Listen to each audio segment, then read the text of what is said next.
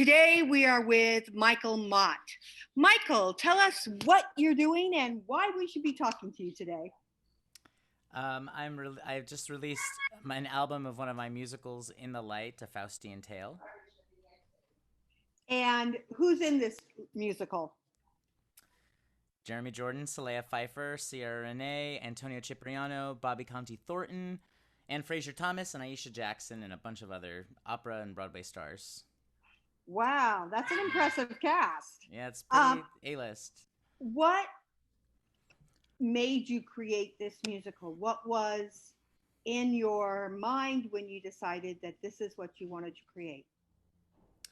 I've been working on this show for over 10 years. This Wow. has been a massive passion project that I started with a friend from high school back in high school. And we kind of, it went off to the wayside. And then, we both went to college, and then I started developing it here in New York in about 2011 with a phenomenal director named Jeff Whiting. And he brought in a new book writer, and Nathan Wright and I have been working on this show for the past about 6 years. And we've had wonderful developmental opportunities in New York, in across the country, different colleges, regional theaters, and we've really just been working very hard to bring this classic, the Faust legend, to life. It's inspired by the Faust legend for those who do know it, but it's really our own story using the themes of the Faust legend, which are greed, power, and lust. And how appropriate is that in today's day and age about Considering wanting more? I just saw the seven deadly sins. It's very There you go. appropriate. Well, look at our last administration and how it changed the world, And the show is very relevant about how wanting more and ego gets in our way and, ultimately can lead to our demise, or we can learn from our mistakes and be better. How would you describe your music? Well, we recorded this in Vienna and Austria, the orchestra in Vienna, Austria, a 30-piece orchestra with a 25-person choir. And then all the leads, the vocals were recorded here in New York. It's very epic and sweeping. Very, it's just very uh, sweeping is really the word. It's huge. There's not really anything like this happening now in New York, and I am aware that who knows what will happen with this, whether it's in the States or overseas or perhaps a film. But my goal for this is I'm so proud that we were able to make an album during a pandemic, first of all, but just the fact that the years of hard work can now live on in a recording and people can enjoy that and get the story from the recording makes me so happy. So it is very sweeping and epic. Who were your musical influencers? I grew up in the musical theater. I grew up listening to like Ragtime, Aarons and Flaherty. Um, I love Secret Garden. I loved The Scarlet Pimpernel. The big sweeping, huge shows I really connected with. Les Mis, obviously. Um, and those are the shows that kind of got me into theater. And I went to school for musical theater as a performer. And then I switched. I got accepted into the BMI Writers Workshop here in 2012, and I've been doing that. I'm in the advanced program now. And so Lynn Ahrens is actually one of my teachers. And Oh, so it's pretty amazing. Lynn Ahrens and Maury Yeston get to hear these songs from and just give us their feedback and give us their brilliant knowledge, which help us to make, you know, better did you changes. also work with David Spencer? Of course. What would you like to tackle in your next projects? What subject matter? What musical styles? I'm actually writing another show with my same collaborator, the book writer Nathan Wright, and it's actually based on a true story of a woman who went viral on YouTube, and it took me about 3.5 months or so to track her down, and we ended up buying her life rights, and Wow. yeah, and it's very very romantic. It's a true story. It's so tragic, but it's so beautiful, um, and it's sweeping in a very intimate way, if that makes sense. I like very romantic, sweeping music, like Rachmaninoff Mm, in the classical world. I guess if you were talking about pop, it would be David Spencer, David Foster, okay. um,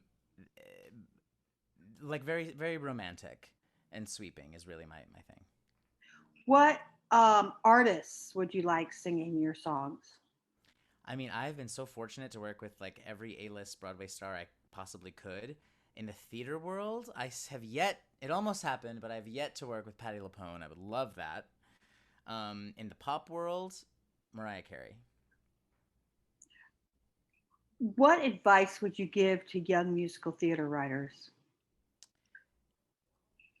This is a business of rejection, massive rejection. You hear no far more times than you hear yes. But if you believe in what you're doing, and if you know in your heart and in your gut that what you're doing something special and it resonates with you, you will find your audience and the people it resonates with. I have heard no from so many producers. I've heard from so many people, it's too big, it's too epic, it's too much. This is not happening now in theater. And you have to understand that for me, my goal is to be artistic yet accessible. Mm. And it's not loud for loud's sake. It's big because it's answering, it's rising to the level that the material and the themes require. But there are subtle moments, and there are moments where the double entendre in lyrics, and there are witty, clever moments in material. I think what what you do, trust what you do, and know that what you do, there's a place for. How many people are in the musical? It's a cast of 22, Uh, so it's pretty big. yeah, it is big. Hmm. That's going to be hard to take regional. So, and for me, it's a show that I'm not delusional in thinking like this will happen on Broadway right now, because I think Broadway's cyclical and this is not the time for these shows. But I do think that this could be a film, and I do think it could have a nice European and Asian life overseas. Yeah, China's market right now for musical theater is Right. massive.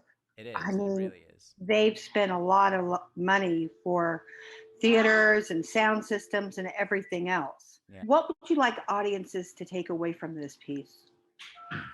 Well, what the show really is about is religious trauma, actually. It's about trauma and how our lead character, all of his work is burned by the church because the church believes that he's a blasphemer. Mm.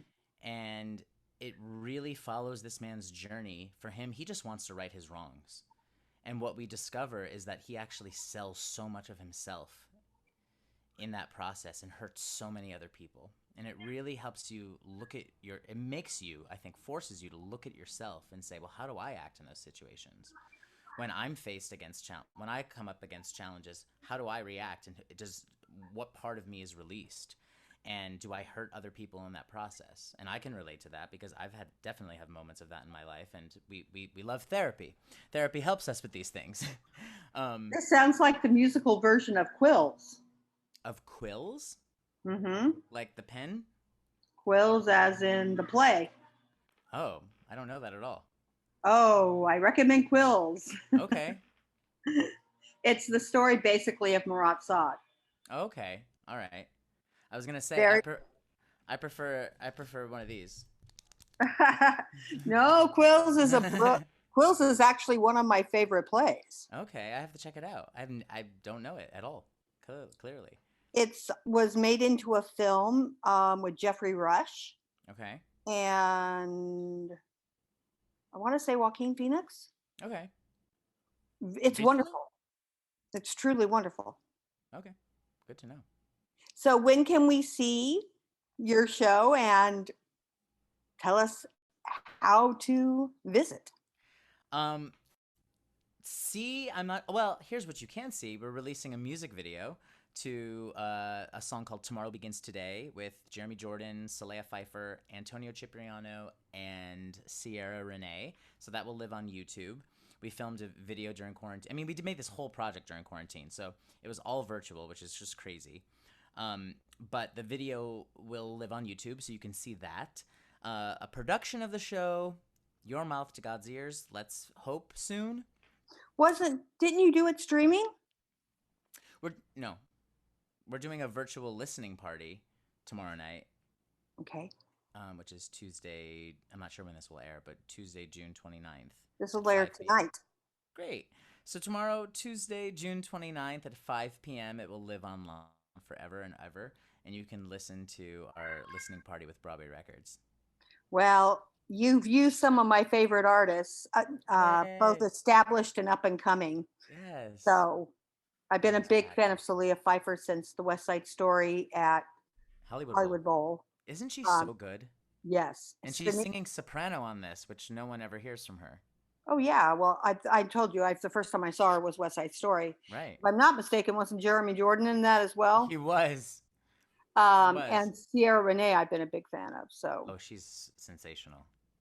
I Really look is. forward to seeing what else you do. Is there anything that Thank we you so haven't much. asked you that you'd like the world to know about you? I mean, I've been fortunate to be making records and albums for the last 6 years. This is actually my third release with Broadway Records. Um, so I put out a visual pop EP about 2 months ago with Sierra Renee and with Blaine Krause from Hamilton and Pia Toscano from American Idol. So I would love people to check that out. It's called The Only One. It's a mini 6 track narrative, 20 minutes long. You can watch the visuals on YouTube. I would love people to And check it I out. actually didn't ask you my favorite question. Tell me. They say that eyes are the windows of the soul, but I think music is. Okay. What song or cycle of songs describes who you are? Oh, that's a brilliant question. Um,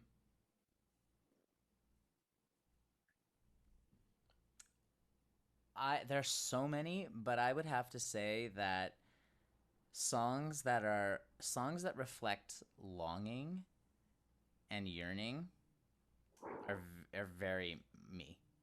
Are very I there's so many. I mean, the first thing that comes to mind is actually um Mariah Carey's Butterfly album. That song for some reason just resonates in my soul. Those lyrics. There's a song called The Roof and it resonates very much with me. Thank you. Well, we look forward to seeing what else you're doing. Thank you so And much. you've been with Michael Bott.